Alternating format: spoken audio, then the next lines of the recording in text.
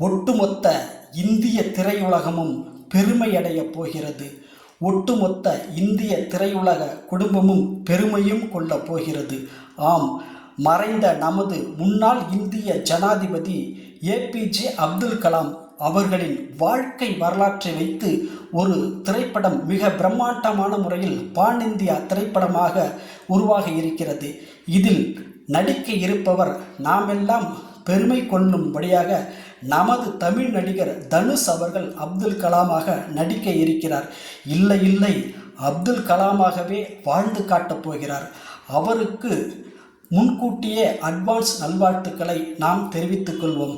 அதோடு இந்த திரைப்படம் மட்டும் இந்திய உலகில் திரையிடப்பட்டு விட்டால் ஒட்டுமொத்த உலகிற்கும் பெருமை, இந்தியர்களுக்கும் பெருமை.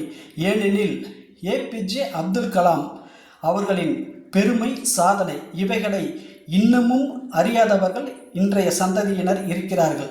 எனவே இந்த திரைப்படம் மட்டும் வெளிவந்துவிட்டால் அனைவரும் அவரின் சாதனையை அறிந்து கொள்ள ஏதுவாக இருக்கும். விரைவில் அப்துல் கலாமை பற்றிய இந்த திரைப்படம் வெளிவர வேண்டும்.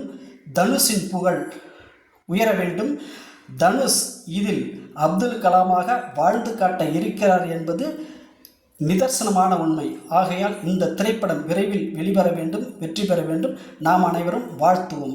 நன்றி, வணக்கம்.